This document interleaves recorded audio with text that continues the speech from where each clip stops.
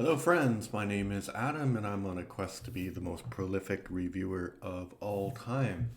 And I just finished watching this interesting documentary about Paul McCartney after he left the Beatles called Man on the Run. And I kind of understand why they wanted to focus on that particular aspect of his life because mostly when you think about Paul McCartney, you think about his time in the Beatles, and that's the same for all of them, like John and George and Ringo. But it's a very interesting question. Like, what do you do after you have achieved the pinnacle that you could possibly do in your career? And he decided that he wanted to be in a band with his wife. And I think that he had kind of an innocent feeling about that. Like, oh, I can be in a band with whoever I want, and I want to be in a band with my wife. But I think that he was a little bit naive about how famous the Beatles were. And he wanted this band to be like the Beatles, so each member would be as famous as he was. But I don't know. I think even the band that we're talking about is called Wings. And I don't know if anybody is a super huge fan of Wings, but I think you can be not a super huge fan of the Beatles and know who they are. Maybe not like people like my daughter's age or my son's age, but people my age and older definitely know who the Beatles are without being fans of them. So I think that that was a little bit naive because Paul McCartney and John Lennon had this like really unique and special relationship, very charismatic and creative, and they ended up being together with two other very talented musicians. So I think that the musicians that made up Wings, apart from Linda, because that's a special case, she's not really a musician, although I think she did an okay job, but that was a lot of pressure to put her under. But those musicians are not at the level of George and Ringo and John.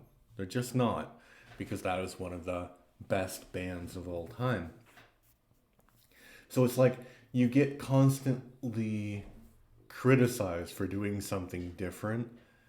And I think it's an interesting moment in his life because he wanted to prove that he could be successful without the Beatles, and he created this band to be successful without the Beatles. And it's true, he was quite successful. Like Mullow Kintyre is the biggest single in British history. I don't know if until now it's the biggest single in British history, but it was up until that point bigger than anything that he had done with the Beatles. And that's just a crazy, like, I remember playing that song in my guitar lessons and thinking, what is this? you know, my guitar teacher was like, this is a Beatles song. This is a McCartney song. I'm like, I don't know what this is.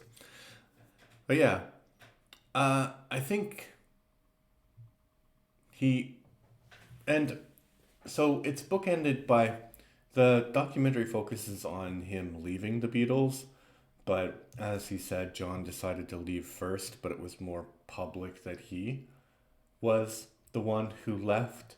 And because of this weird contract that they had signed at Apple, every kind of creative endeavor that he would do would belong to Apple.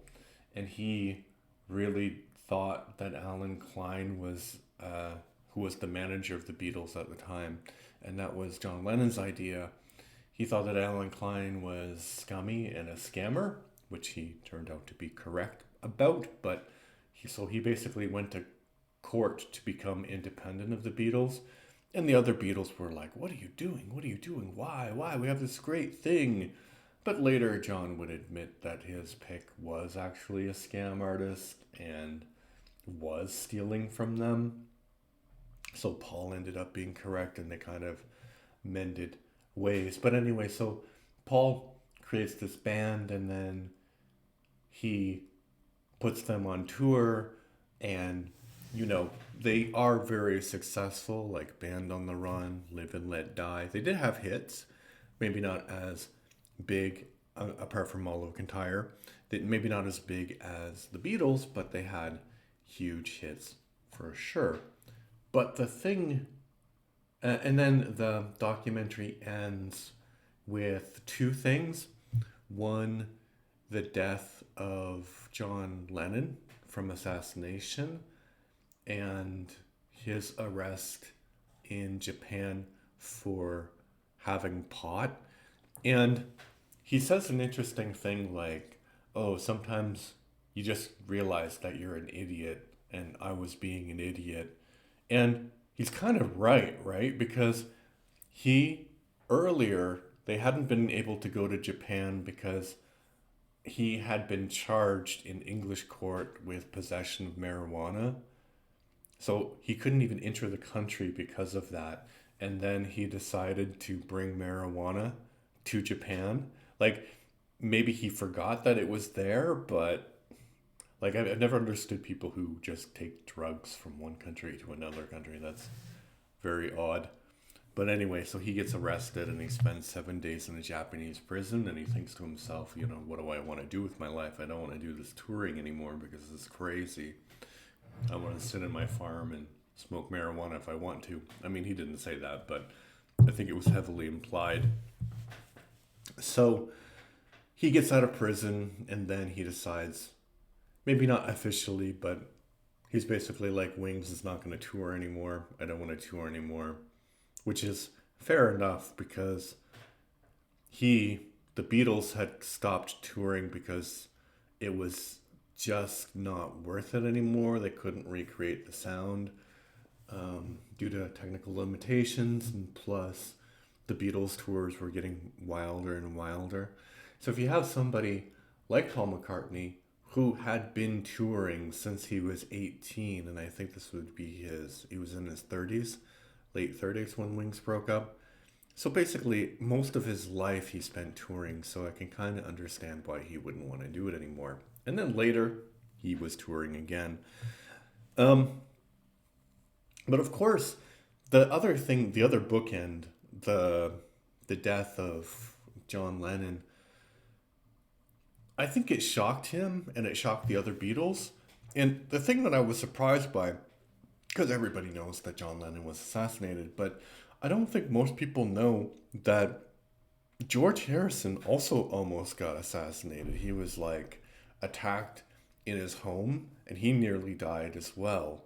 So it wasn't at the same time, it was much later, but Paul McCartney was basically like, yeah, we can't be traveling with no security anymore because there's crazy people out there. So just being so famous puts you in a lot of risk, I would say. So it's an interesting documentary, and I think that he was involved in it, so it does have a lot of great music in it. And visually, especially in the beginning of the documentary, the way that they show the progression of the time with cuts from different still, like they do this one thing where they show him like, because they're talking about Wings, right? But you need all of the information about him before. So there's like a picture of him as a baby, picture of him with John when they were in high school, picture of them in the cavern, picture of them, you know, doing different Beatles things, and then to the Wings era. So it's really well done. But I think the the thing that's lacking, I would say, is if you want to tell the story of Paul McCartney after the Beatles, Wings is just this very small part of it. So I think you should also talk about his life after Wings because Wings ended in 1980 and it's 2024. So that is like a long time to not be doing Wings. And, he had like kind of like, why not talk about what happened with Michael Jackson? Like, come on. So basically, he becomes friends with Michael Jackson, and Michael Jackson buys the Beatles catalogs because they had this conversation, and Paul McCartney feels, rightfully so, feels betrayed because he had been telling Michael Jackson that he was trying to raise funds to buy the Beatles catalog back. So that's an interesting story. And I think, like, it's kind of weird because it's one movie. And they did a documentary recently called Get Back, where I think that there was 4 or 5 episodes, and it was all just about the Get Back sessions. So why not do like 10 episodes on Paul McCartney after the Beatles? That would be great. You know, maybe even 10 episodes on every Beatle after the Beatles. What happened? I mean, it would be kind of short for John, unfortunately, but the other three, you know, kind of be interesting.